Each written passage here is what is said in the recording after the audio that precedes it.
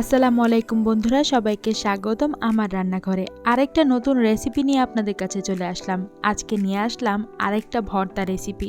ভাই রে ভাই, এটা ভর্তা না, পুরা আগুন। এই ভর্তাটা যে কি মজা, আপনারা না খেলে বিশ্বাসই করতে পারবেন না। আমি তো ভাই ভর্তা লাভার, আমার তো ভর্তা ভীষণ ভালো লাগে।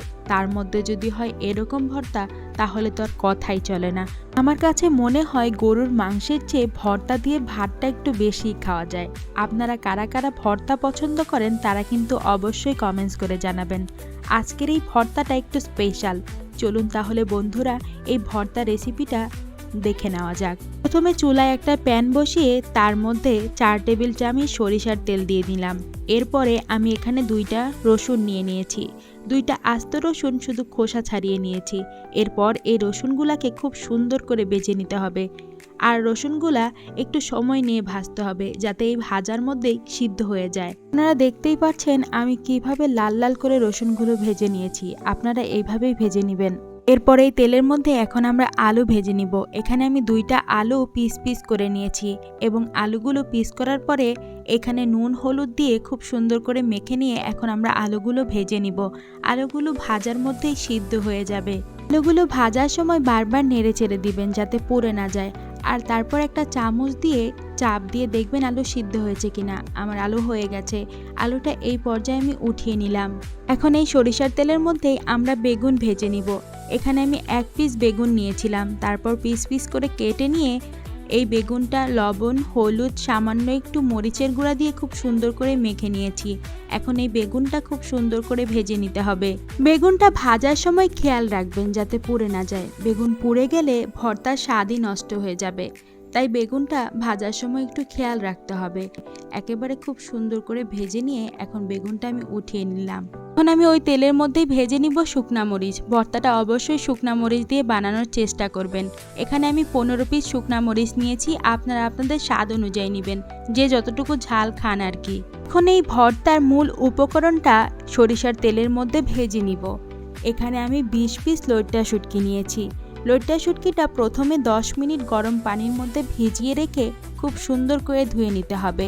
এরপর শুটকিটা একটা ঝাঁপিতে ছড়িয়ে রেখে তারপর শুটকিটা তেলের মধ্যে খুব সুন্দর করে মুচমুচে করে ভেজে নিতে হবে। এখন ভর্তাটা মেখে নেওয়ার পালা। প্রথমে একটা বাটিতে আমি শুকনা মরিচগুলো নিয়ে নিলাম। এরপর শুকনা মরিচের মধ্যে পরিমাণ মতো লবণ দিয়ে শুকনা মরিচটা খুব সুন্দর করে মেখে নিব।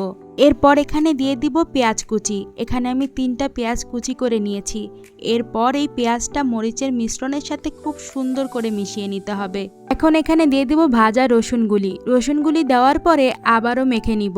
এখন এখানে দিয়ে দিব লইট্টা শুটকিগুলো দেওয়ার পরে মিশ্রণের সাথে মাখিয়ে নিব। আর লইট্টা শুটকিগুলো এত ভাঙতে হবে না, একটু একটু আস্ত থাকলে ভর্তাটা আরও বেশি মজা লাগবে।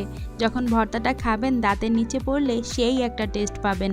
পর্যায়ে যে আলুগুলো ভেজে রেখেছিলাম ওই আলুগুলো ভর্তার মধ্যে দিয়ে দিব। তারপর ওই আলুগুলো ভর্তার মিশ্রণের সাথে মাখিয়ে নিব। আপনারা দেখতেই পাচ্ছেন আলুগুলো কি সুন্দর সিদ্ধ হয়েছে। এখন এখানে দিয়ে দিব ভাজা বেগুনের ছাল অবশ্যই ফেলে দিবেন। এরপর ওই ভর্তার মিশ্রণটার মধ্যে বেগুনটা খুব সুন্দর করে মিশিয়ে নেবেন। এখন এই ভর্তার মধ্যে দিয়ে দিব ধনিয়া পাতা দিলে যে কোনো ভর্তার স্বাদই অন্যরকম হয়ে যায়। আমার কাছে তো অনেক ভালো লাগে। এখন এখানে দিয়ে দিব পুরো 1 মুঠো সরিষার তেল। এই সরিষার তেলটা ভর্তার সাথে মিশিয়ে নিলেই আজকের আমাদের এই মজাদার ভর্তা একেবারে রেডি।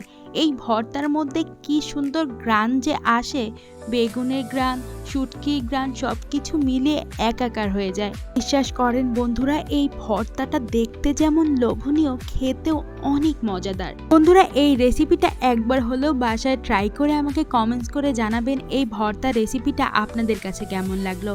এতক্ষণ যারা আমার সাথে ছিলেন তাদেরকে অসংখ্য ধন্যবাদ। যারা আমার এই ভিডিওটি ইউটিউব থেকে দেখছেন তারা দয়া করে আমার চ্যানেলটি সাবস্ক্রাইব করে বন্ধু হয়ে পাশে থাকবেন। আর যারা ফেসবুক পেজ থেকে দেখছেন তারা অবশ্যই আমার পেজটি ফলো দিয়ে পাশে থাকবেন। সবাই অনেক বেশি ভালো থাকবেন, সুস্থ থাকবেন। আরেকটা নতুন রেসিপি নিয়ে আপনাদের সাথে দেখা হচ্ছে। আল্লাহ হাফিজ সবাই।